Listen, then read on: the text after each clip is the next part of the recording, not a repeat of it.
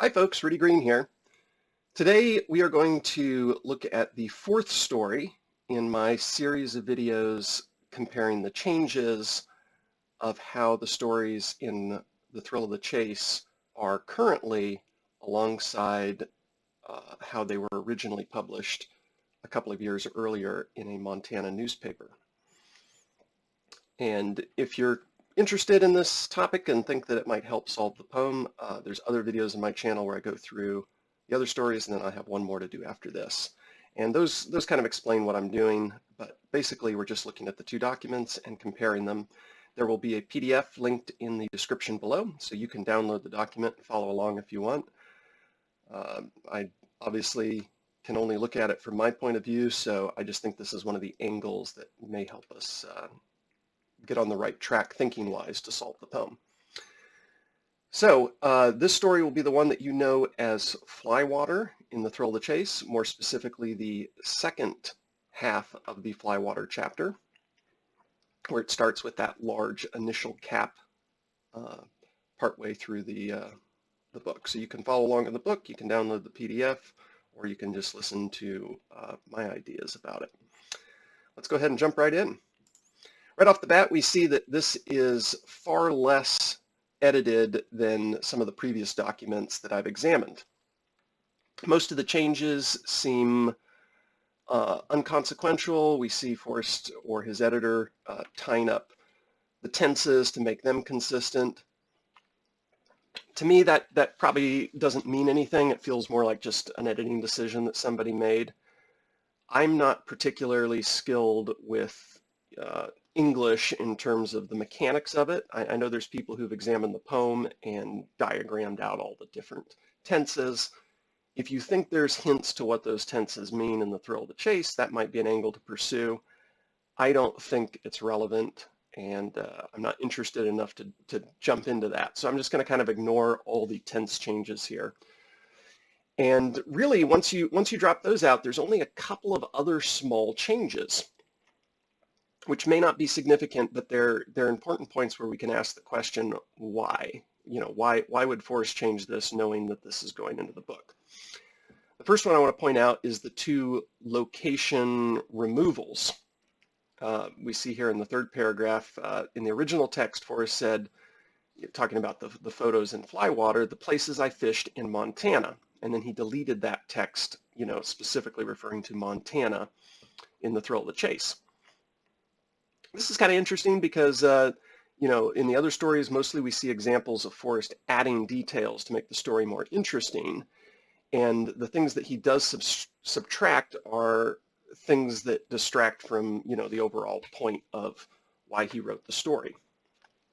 Of course, in here, you know, if we know we're talking about Flywater, a lot of searchers have purchased the Flywater book. I am not one of those searchers. In fact, I think there's two editions of that book, so there's a little controversy over even which book Forrest is talking about. I do know that there is a photo of Ojo Caliente in Flywater. I don't remember what page it's on, but it's something in my notes. And if I remember correctly, somebody who has Flywater can check on this. It's not captioned as Ojo Caliente. It's just listed in there. And of course, Ojo Caliente, at least the one in, actually I think the one both in Yellowstone and down in New Mexico are both, you know, popular ideas for where warm waters halt. I think my next video, once this series is done, is I do want to take a serious stab at how we could crack where warm waters halt and then start building from there. So we'll talk more about Ojo Caliente later, although I don't think it is the starting point. In any case, Forrest deletes the text in Montana, even though that can be easily judged by the context, and then in the sentence immediately thereafter, he deletes the text that explicitly defines the fire hole as the area that was a, you know, the fishing holes on the fire hole are an area that were personal secrets to him.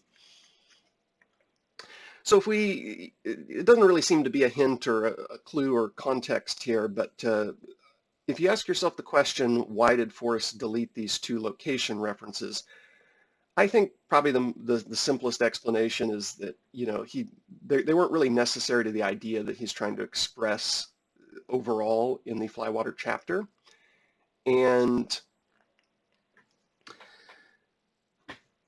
I think he knew that, the more locations that he named would be a distraction to searchers, and he just wanted to sort of leave those general. We already knew that there was going to be a lot of searchers up in the greater Yellowstone area, but wasn't need to draw specific attention to people thinking that a named location might be a hint in the book. So as I said, most of the rest of this is just really, minor editing type and tense changes. However, if there is a hint in here, I think it's going to be in the last sentence. And the last sentence of this chapter is, it's sort of a flowery, positive, but death description. Forrest uses this language when the tackle box is closed, when the fishing is over and the lure is gone. He's pillowed down and sent it in. A lot of you know this line from the book. With a smile, so it indicates contentment. He's at peace, remembering the special things that brought me to that final place. Almost certainly talking about his intended final resting place, right? I mean, if that's not completely in your face, then I'm not sure what is.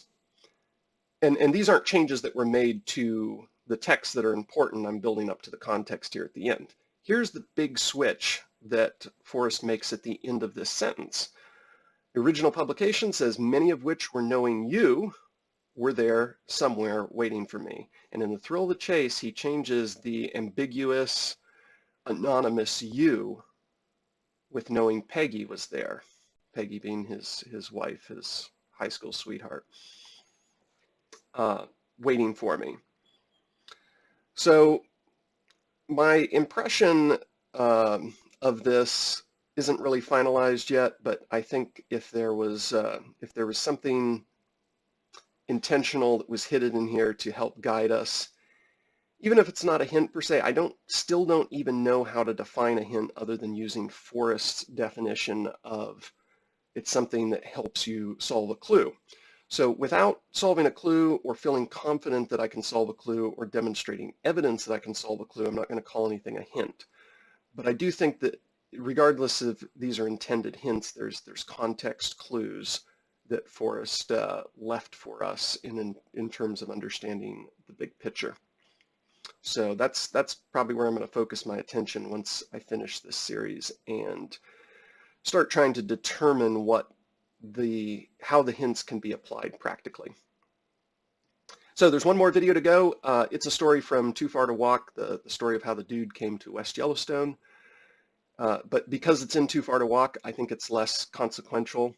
And I think these three stories, those being the Totem Cafe Caper, Looking for Lewis and Clark, and the second part of Flywater, are probably more useful to be looking at in detail. But just to be consistent, we're going to do all of them. So watch for that either later today or tomorrow.